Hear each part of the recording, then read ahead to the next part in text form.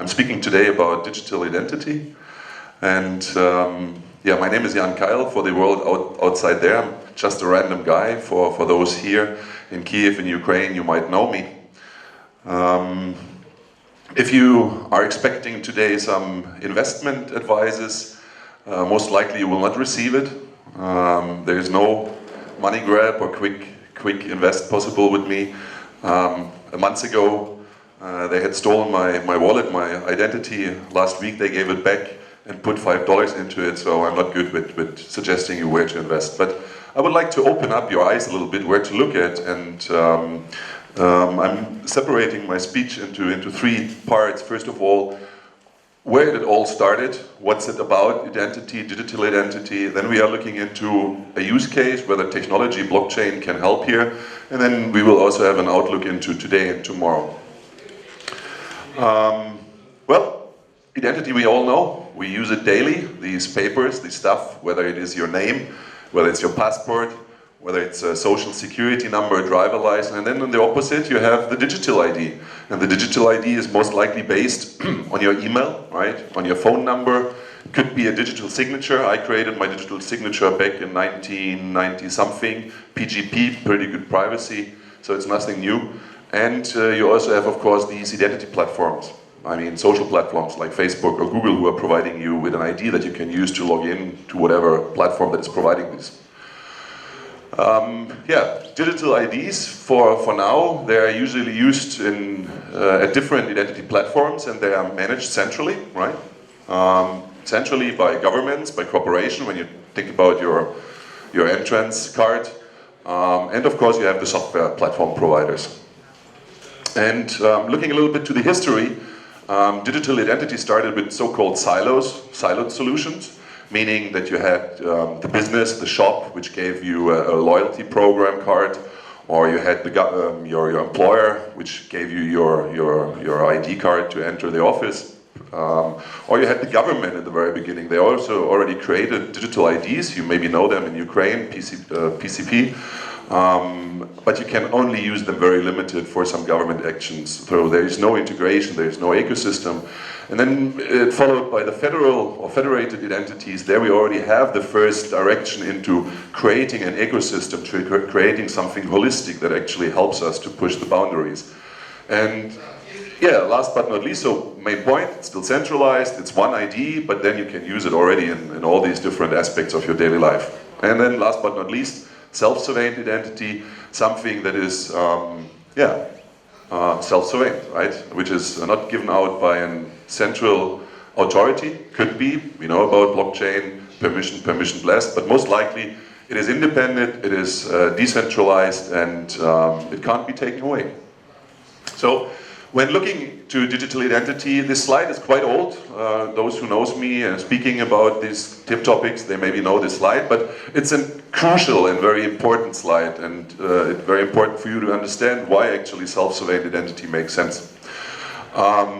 We are speaking about the identity pyramid, which is starting with the standards, and we clearly can say that at the moment all the standards are lacking coordination and consistency. There is no interoperability. Attribute collection, right? Whether it is inner create or inner shipment, attribute collection is always different. Then the authentication, which is at the moment weak and inconvenient, thinking about remembering all your passwords, connected to authorization, the attribute exchange, and then on top of the pyramid, of course, the service delivery, using your identity authentication and then getting access to the service that you need. So, as I said, some certain movement was made by so-called federated identities, and the most nicest cases are federated identities, bank IDs. There is a clear already move into what we understand when we speak about decentralized identities or self-surveilled identities. It's about user centricity, right? And it's already widely used. If you look to the Nordic countries, Sweden, Norway, and so on, 70% of the people have created a digital ID, not given out by the government, but given out by a bank. Why is that? Yeah, I mean, no matter, I'm also a friend of decentralization and all that kind, but there are true arguments, right? And we know about that it takes still training to make a change here, but there is a positive experience. People are using it to check in their, to cash in their paychecks, or to work with the loans, the credit cards. Banks are strictly regulated, right? If someone is stealing your money, howsoever, you most likely get it back. It has a presence in everyday life. You know banks, no matter whether we need them in future, but I don't want to make a point here. Most important is that banks are widely accepted and they are used to provide digital ID today. But they still have failures, right? When we speak about bank ID, it's only used in this region, in Norway or in Sweden. You can't use the bank ID from Norway, for instance, in Germany. And no matter their achievements and the next evolutionary step, but there are problems. And if you look at this graphic, then you can clearly see that the data and the trust, most important, the trust, are centralized, limiting competition and, most important, consumer choice. The biggest identity providers are in America, followed by Asia, and last but not least, Europe. So what is the self-surveilling identity as an idea, right?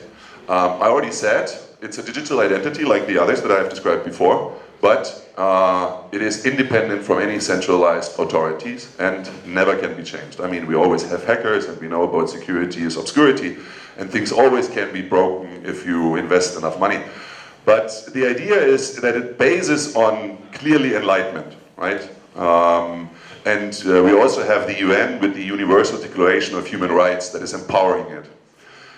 We have very much to take care about control, right? Self-surveilling identity is about taking control, not being the product like in Facebook, but taking a control of your identity like you do it maybe in the physical world. You have your passport, if no one is taking force on you, no one can take it away. And then, of course, also the control, the basis control of relationships and interactions, so not the ID itself should be controlled by you, but also the interactions and the data that you change between the parties. Self-surveilling identity is, I don't know how much time is left. 5 minutes? Okay, I will not go in all of these points, but there are clear principles. Control I mentioned, access everywhere and always. Transparency, right? Systems and algorithms should be open. Trust is very important. How can you trust a proprietary system? Persistence, portability. You need to take your identity everywhere, like you take your passport everywhere. Interoperability. It will only be successful if we create an ecosystem, if we create the boundaries where the players, the stakeholders, can freely interact and play without any harm. The consent, of course, free choice. Minimization. Less data is more important. Example is zero knowledge proof. And protection less the aspect of security, hackers, protection against whom and what. I call it the powerful, whatsoever it is. Let's have a look to blockchain as a case and for self-surveilling identity. You can develop self-surveilling identity solutions without blockchain, that's for sure. But is blockchain and can blockchain bring the needed digital trust as a base for this new ecosystem, right? And we have a number of problems occurring in this world that actually open up the window for making self-surveilling identity possible. And I'm not speaking about one world order, right? We see the human rights issue, right? 1.1 billion people are without legal identity. We see movements in regards to regulations, GDPR, protecting your privacy and your personal data. We see, I need to read it, xenophobia, phobia, quite interesting, but countries like America, Brexit, England, they are fearing, they are encapsulating themselves and saying, no, outside there is all bad, because maybe of the right trust between people in this world.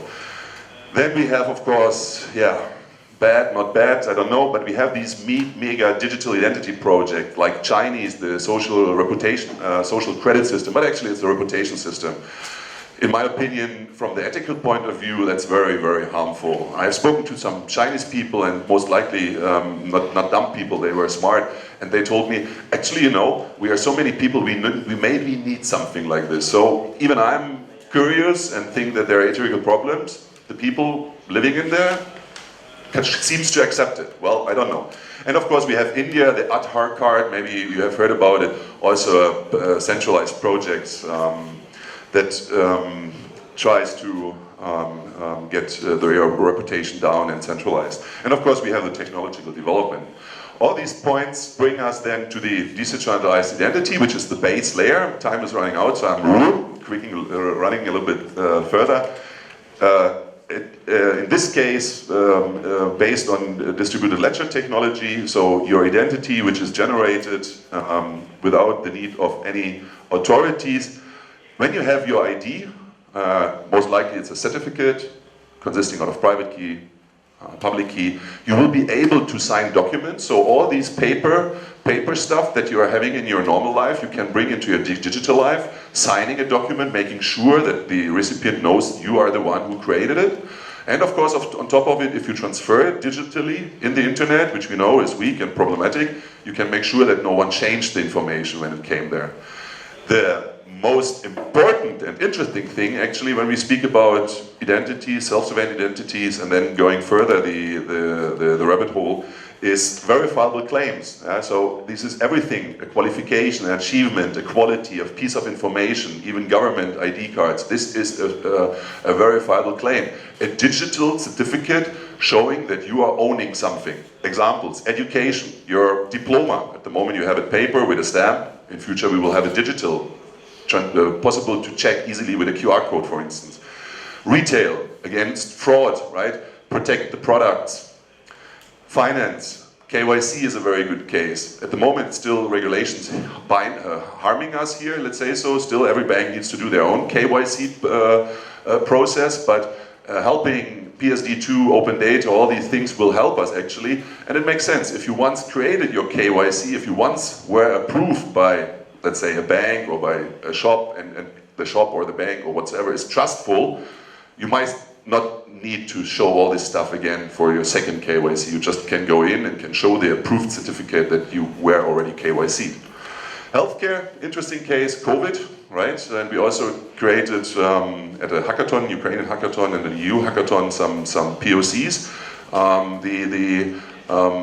Being healthy, right? The health certificate about being recovered from COVID or not being ill, and then using this as a possibility, as a claim to show, and then getting access, for instance, to transport. And of course, there are more of these verifiable claims. There are organizations working on these topics, big organizations. W3C, you might know, they are laying the fundament, the protocol layers, the technology for it. There are also European Union activities going on. I will speak a little bit later. There are companies working with it, just a handful. That's not all. The ecosystem or the players in the ecosystem is much more. But here you can find some interesting representatives of startups, but also of more bigger consortiums like RSA and R3. Well, speaking about today, future, time is running out. I know, I just want to focus on here. When we look into the startup scene, this report was made looking there. We see a number, 2024, and they assume that the market about digital identities or self-surveilling identities in this aspect will be around $1.1 billion, which is not a small market. They speak about 32 million self-surveilling identity wallets used by this time, so that's already something you can build on. And last but not least, I would like to pay your attention to governmental or to organizational initiatives. When I mean organizational, the first one is Trust Over IP Foundation. It was recently founded in 2020, May 2020, and it's hosted by the Linux Foundation. Linux Foundation, you might have heard, Hyperledger, right? Indy, one of the identity platforms that they are having. And the mission is to simplify and standardize how trust is established online. So the trust that you now have, for instance, to your bank or to your government, to your paper, they would like to try to change digitally and provide standards, protocols, infrastructure that then actually the trust can be built on a digital level. We have the European Union, right? EPSI, the European Blockchain Service Infrastructure. They try to do it already then in real life, meaning they want to create a network of distributed nodes across Europe where then all the people can interact with, where companies can create their products and their services based on. And Infopulse, a company belonging to Tietoevry, a Nordic digital service provider.